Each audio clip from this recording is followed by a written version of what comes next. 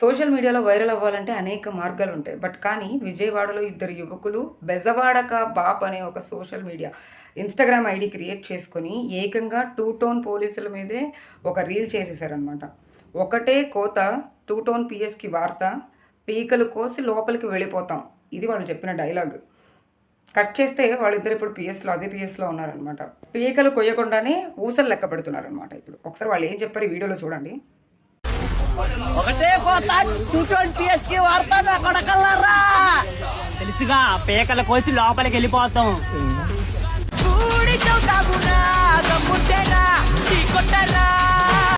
So చూసారు కదా ఈ వీడియో.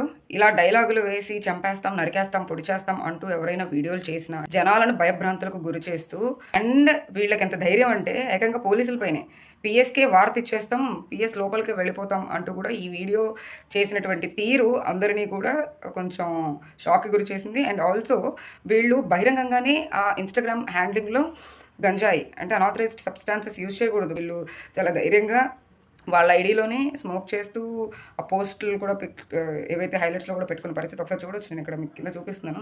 ఇవన్నీ కూడా ఇన్స్టాగ్రామ్లో వాళ్ళు పోస్ట్ చేసుకున్నారనమాట. వాళ్ళు అలా పెట్టినవన్నీ కూడా పోలీసుల వరకు రీచ్ అయ్యాయి. టాస్క్ ఫోర్స్ పోలీసులు దీని అంతటిని గమనించి వాళ్ళని ట్రేస్ చేసి పట్టుకొని Vijayawada two town Kothapeta police స్టేషన్లో వాళ్ళని అప్పగించారనమాట. వాళ్ళకి ఇప్పుడు రాత్రి నుంచి కూడా ట్రీట్మెంట్ జరుగుతుంది యాక్చువల్గా.